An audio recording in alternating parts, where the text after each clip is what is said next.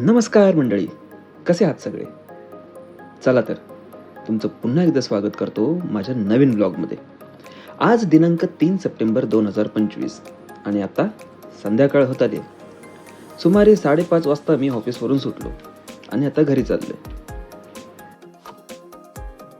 ही बघा, माझ्या हातात एक बॅग आहे. ॲक्च्युली ती मला ऑफिसमधून मिळाली आहे. तिला मी घेऊन घरी चाललोय. माझी जुनी बॅग आहे ना, ती फाटली आहे हो.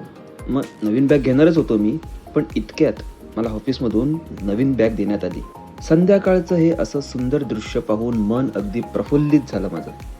खूप छान वाटत होतं मला चालताना. मी स्टेशनला जात होतो आणि मी स्टेशनला पोचतोय इतक्यातच तिथे गाडी आली आणि चक्क मला बसायला जागा मिळाली. काय सांगू तुम्हाला. मी बसून विचार करत बसलो. मग शेवटी मी तिथे राहतो त्या स्टेशनला उतरलो आणि चालत चालत घरी जायला निघालो. इतक्यात मला रस्त्यात खूप छान असा गजरा दिसला. मग मला राहवलं नाही, तो मी घेतला आणि थेट आमच्या महालाकडे प्रस्थान केले. आमच्या महालाकडे जाताना ह्या अशा पायऱ्या लागतात, त्या पायऱ्या चढत होतो. या ठिकाणी आहे आमचा महाल. इमारतीच्या पायथ्याशी उद्वाहकेची वाट पाहत होतो. ती सुद्धा खाली आली आणि मी महालात प्रवेश करून थेट आमच्या राजगृहात प्रवेश केला आणि आरशासमोर जाऊन उभा राहिलो. स्वतःचा दिवसभराचा प्रवास करून कसा दिसतोय ते पाहण्यासाठी. कसा दिसतोय? अगदी रुबाबदार ना. पण नुसतं कपडे घालून काय होणार आहे? बाकीच्याही गोष्टी महत्त्वाच्या असतात, नाही का? मग काय, केसांमध्ये हात फिरून त्यांना जागेवर आणण्याचा प्रयत्न करत होतो, पण ते काही झाले नाही. मलाच नाही आवडले हो. मग शेवटी कंगवा घेतला आणि त्यांना जागेवर बसवण्याचा प्रयत्न केला. छानपैकी जागेवर केस बसले आणि मिशी सुद्धा छानपैकी बसवली आणि स्वतःच खूप खुश झालो. स्वतःशी म्हणालो, वाह कसला दिसतोय मी, आहा कडक. मग निघताना सगळ्या गोष्टी न विसरता घेत होतो. हा आहे 3Dचा चष्मा. 3Dचा चष्मा घेतला जेणेकरून रस्ता, गाड्या, माणसं अंगावर येतील म्हणून. असो, हा झाला मजेचा भाग. कपाटातून एक नॅपकिन घेतला. बाहेरील आवारात आलो, तिथून घड्याळ उचललं, ते हातात घातलं आणि आमचा रुपयांचा बटवा आठवणीने घेतला. कधी कधी विसरतो मी. सगळ्या गोष्टी घेऊन मग मी निघालो आपल्या जीवनसाथीसोबत हिंडायला. संध्याकाळची वेळ असल्यामुळे नैसर्गिक वातावरण इतकं सुंदर दिसत होतं. थांबा, तुम्हाला दिसेलच आता. म्हणतात ना, जेव्हा तुमच्याकडे काहीच नसतं तेव्हा देव कुठून ना कुठून तुम्हाला कशी ना कशी ही मदत करतच असतो. मग ती छोटी असो किंवा मोठी, पण देवावर विश्वास ठेवा, कारण देव आहेच.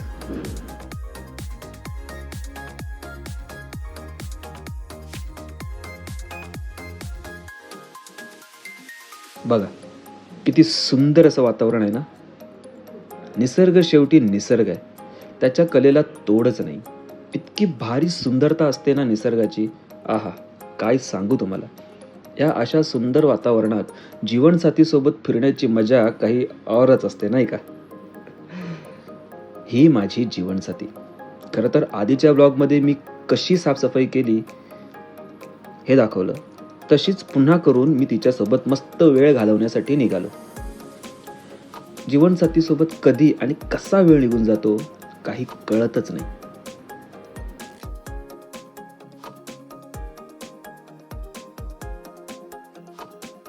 घराच्या इथून निघाल्यानंतर पुढे आल्यावर वाहनांची वर्दळ खूप होती. बराच वेळ झाला प्रवासी नव्हते. थोड्या वेळाने मग प्रवाशांची सुरुवात झाली. पहिलेच प्रवासी हे पेठेनगर मालाड ईस्ट जवळचेच भेटले.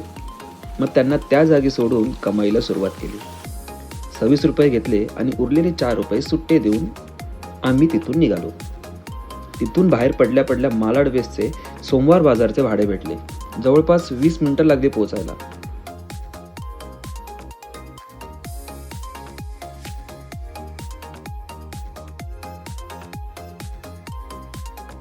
मग त्यांना तिथे सोडून 63 रुपये घेतले आणि उरलेले 7 रुपये त्यांना देऊन पुढचा प्रवास सुरू केला. हा माझ्या भाषेतला गणित तज्ज्ञ म्हणजे कॅल्क्युलेटर. यामध्ये मी कमाईची बेरीज करतो.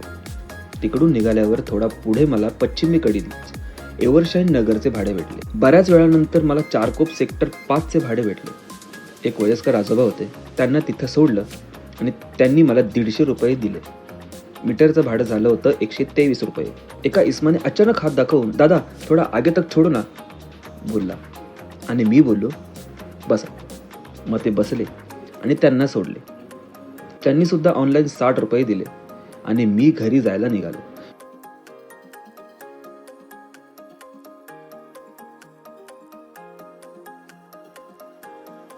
घरी जात असताना मी एका ठिकाणी गेलो जिथे मी लहानपणापासून खूप गोष्टी शिकलो, अजूनही शिकत आहे. तो आपल्या बाप्पाचा कारखाना. वर्षातून 4 महिने मिळतात त्याची सेवा करायला. त्याची सेवा झाली, पण आमची इच्छा काही पूर्ण होत नाही. मग आईची सेवा करायची इच्छा मनी येतेच. देवीच्या मूर्त्या आल्या होत्या कारखान्यात, त्या बघण्यासाठी गेलो. खूप खूप सुंदर मूर्त्या आल्या.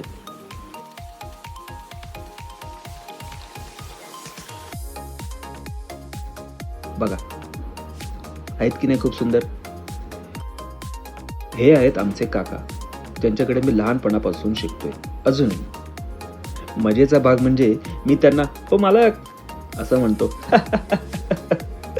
असं थोडा वेळ त्यांच्याशी गप्पा गोष्टी करून घरी जायला निघालो.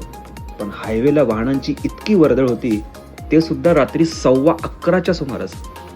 इतकी वर्दळ, इतकी माणसं एवढ्या उशिरापर्यंत घरी जातात, खरंच कमाल आहे.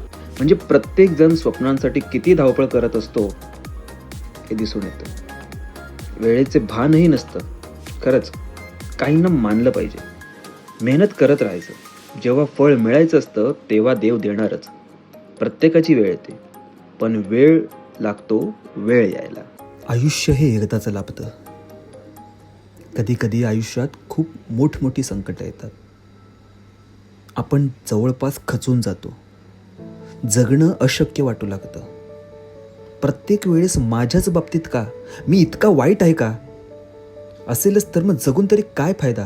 जीवच देतो म्हणजे सगळेच सुटतील, अगदी देवासहित. असं होतं, असं मला सुद्धा वाटलं होतं. पण अशा वेळी देव आपल्या आयुष्यात एक तरी व्यक्ती आणतोच. त्याच्या येण्याने खचलेलं आयुष्य पुन्हा नव्या जोमाने उभं राहतं. असो, कधी वेळ आलीच तर तुम्हाला मी कधीतरी एक वेगळा व्लॉग बनवून त्यात सांगेनही. दिवसभर काम करून संध्याकाळी व्यवसाय करून खूप दमलो होतो. आता आरामाची वेळ. चला तर मग भेटूया लवकरच पुढच्या ब्लॉगमध्ये.